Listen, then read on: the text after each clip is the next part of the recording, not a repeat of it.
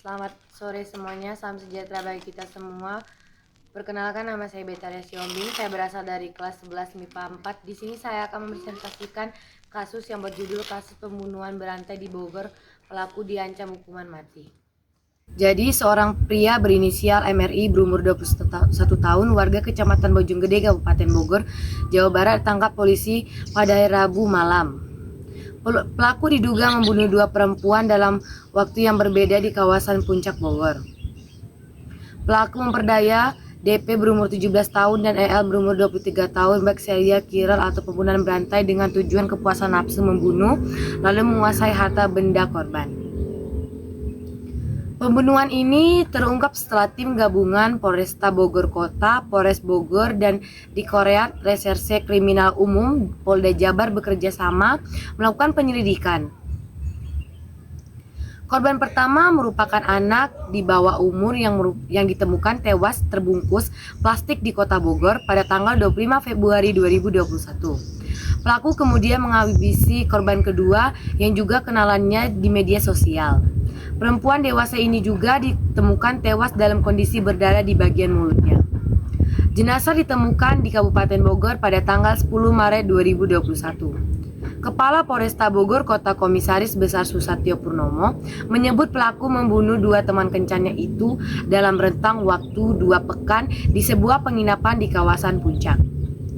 Pembunuhan berantai dilakukan dalam 2 pekan dengan kecenderungan meninggalkan dua korban, ujar Susatyo. Dalam proses penyelidikan bersama Kapolresta Bogor AKBP Harun di lokasi pembunuhan kedua, yakni di area kebun kosong di Puncak Bogor pada tanggal 11 bulan 3 2021. Berawal di medsos kemudian melancarkan aksinya, pelaku terlebih dahulu mengajak korbannya dengan jenis rayuan manis di media sosial. Para korban kemudian terperdaya apalagi ditambah iming-iming uang yang akhirnya berujung kencan buta di jalur, kemudian mengajak korbannya ke sebuah penginapan untuk memadu cinta. Setelah melampiaskan baharinya atau nafsunya, pelaku kemudian mencekik leher teman kencannya itu dengan sadis. Setelah memastikan korbannya tewas, pelaku mengambil harta milik korban seperti perhiasan, uang, dan ponsel.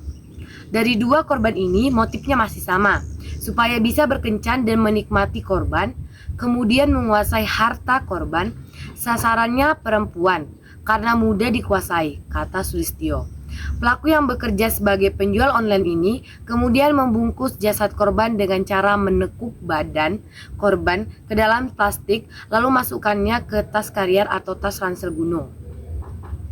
Menurut pengakuan MRI atau pelaku, ia memikul tas besar tersebut menggunakan motor ke lokasi pembuangan yang masing-masing berbeda waktu dan tempat. Tanpa rasa bersalah, pelaku menarik jasad korban dari tas gunung tersebut lalu membuangnya begitu saja di tempat terbuka.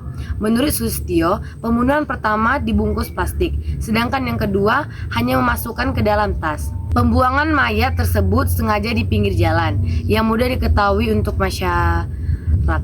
Untuk pembunuhan yang pertama atau DP, menurut tersangka ia itu datang secara tiba-tiba atau keinginan membunuh. Tetapi pembunuhan yang kedua, EL itu dipersiapkan, ucap dia. Positif narkoba. Sulistyo menambahkan bahwa tersangka juga diketahui positif menggunakan narkoba jenis pil ekstasi Inex berdasar hasil tes urin. Kendati demikian, ia memastikan bahwa MRI atau pelaku melakukan perbuatan kejinya dalam keadaan sadar. Pelaku mengetahui dampak dan akibat dari melakukan pembunuhan tersebut. Pelakunya tunggal, dilakukan secara sadar dan dari hasil interogasi bahwa tersangka tidak jera dengan pembunuhan yang pertama, kata Sulistyo. Sulistyo mengatakan Rian sempat melarikan diri dengan berpindah-pindah tempat ke persembunyiannya. Pihak kepolisian kemudian melakukan penyelidikan di Jakarta Selatan sampai ke Indramayu. Sulistyo mengatakan tersangka ditangkap di persembunyian terakhirnya di kosan wilayah Depok. Hasil keterangan 15 saksi yang diperiksa, sebut Sulistyo. Polisi mengamankan barang bukti berupa pakaian, kresek warna hitam, sepeda motor, tas ransel, dan ponsel, serta uang hasil kejahatan. Aksi pembunuhan berantai ini terungkap setelah dilakukan penelusuran jejak digital tersangka. Dari ponsel tersebut memberi petunjuk awal bahwa ada korban yang kedua tak lain adalah EL. Mengenai kematian korban kedua, diduga korban melakukan kekerasan seksual lalu dibunuh. Harun menyampaikan hasil visum ditemukan adanya bekas sperma.